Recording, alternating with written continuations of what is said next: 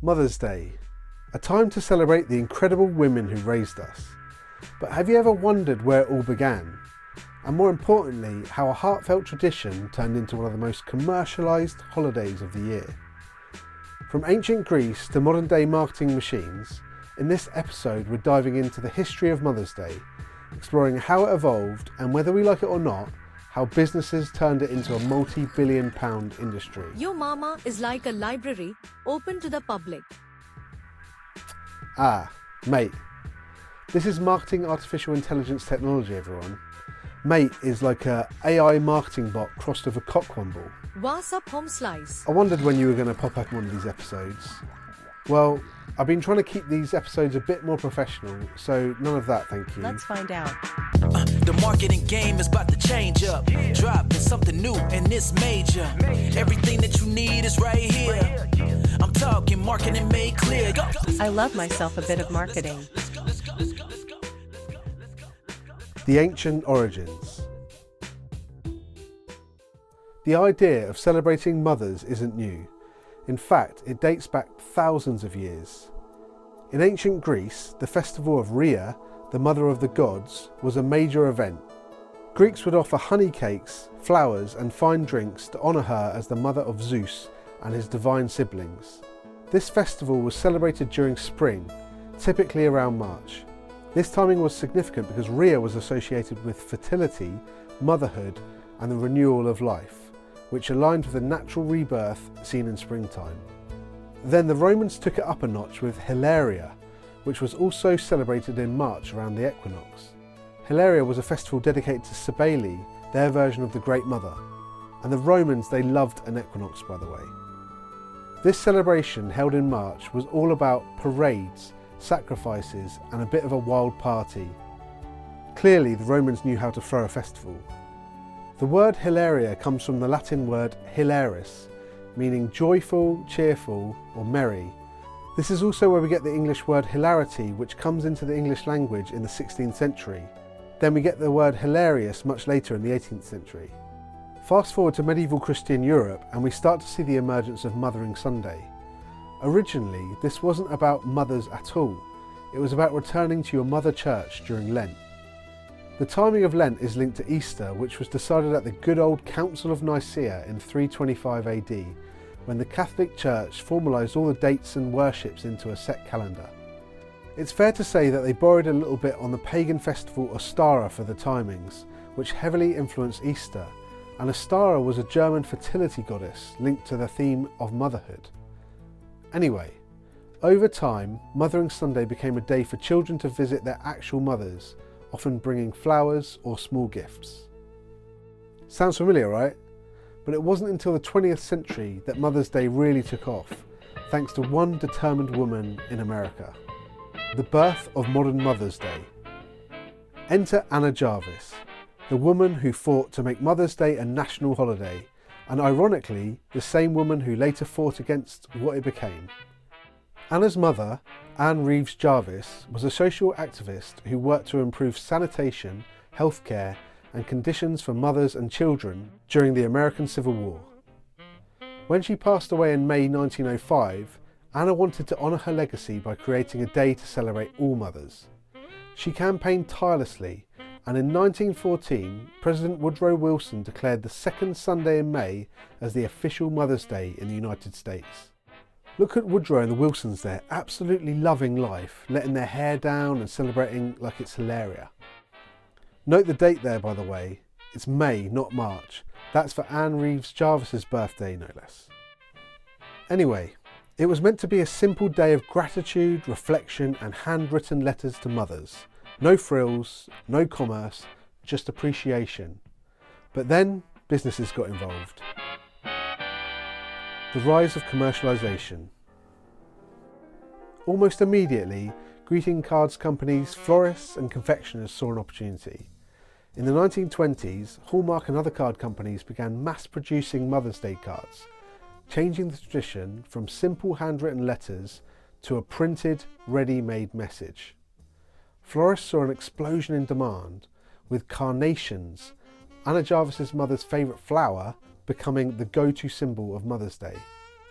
Then by the 1950s and 60s, the holiday had gone fully commercial, with department stores promoting everything from perfume to kitchen appliances as the perfect Mother's Day gift. And like I said, you know who wasn't happy about it? Anna Jarvis herself. She hated what Mother's Day had become. She even got herself arrested for a public disturbance while protesting at a Mother's Day event run by a flower company. She called out businesses for profiting off sentimentality. Also, she protested against card companies and even tried to have the holiday abolished.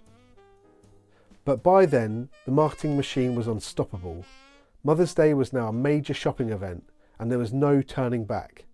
In Australia and the US and many other countries, Mother's Day stayed in May, but continued to be celebrated on Mothering Sunday in the UK, again the fourth Sunday of Lent.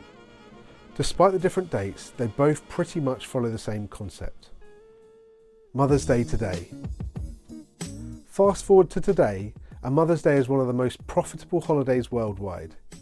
In the UK, we spend over £1.6 billion annually on Mother's Day gifts. In Australia, we spend over $500 million, and in the US, that figure jumps to $30 billion US, making it bigger than Valentine's Day. It's no longer just about cards and flowers. Now it's spa days, subscription boxes, high-end jewellery, and even luxury holidays. Hang on, fag packet maths, but that means the British are spending 1.6 times more per capita on their mothers than Australians. Being half British and half Australian, I don't know where I stand on that. But that also means that Americans are spending nearly 5 times more per capita than Australians on Mother's Day. I just got 3 things to say. God bless our troops. God bless America. And gentlemen.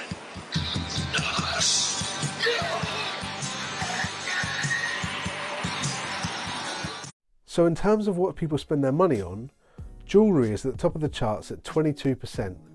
But there's a diverse array of things that children, and let's face it, husbands and partners are spending their money on.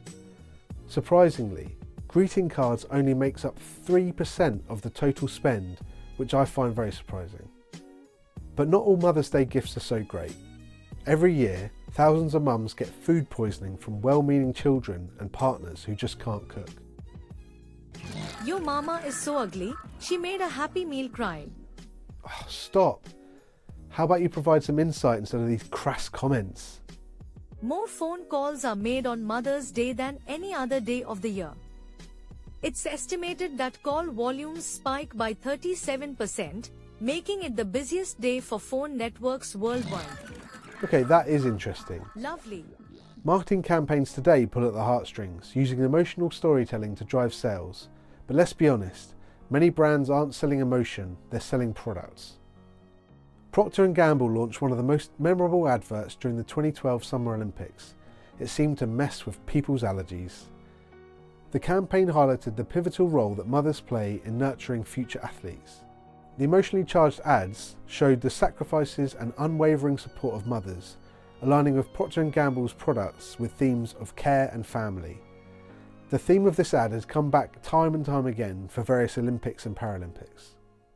Pandora also ran a touching ad in which they blindfolded children and were asked to identify their mothers from a lineup based solely on touch. This is such an emotive topic. These adverts can really play on emotions and make a deeper, more meaningful impact with consumers. However you look at it, Mother's Day has become a massive business opportunity, and like Christmas and Valentine's Day, it's not slowing down anytime soon. So where does this leave us? Mother's Day started as a deeply personal celebration of love and gratitude with Roman and Greek influence, but over time it's become one of the biggest retail events of the year. Is that a bad thing? Well, that depends on how you look at it. Yes, businesses profit from it, but at the same time, people still genuinely appreciate the day. It's a reminder to say thank you, to show your love, and take a moment to celebrate the woman who raised us.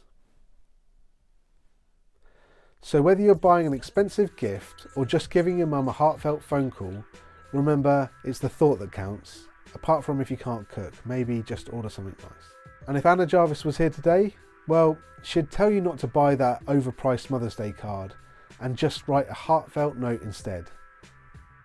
Well, that's it. Thanks for watching. If you enjoyed this, let me know in the comments and tell me what's the best Mother's Day gift you ever received, or what's the best one you've ever got your mum. Helping you to elevate from beginner to a pro, ain't a better way. Marketing made clear, it's showtime. Wanna see you win, wanna see you shine. Let's go, let's go.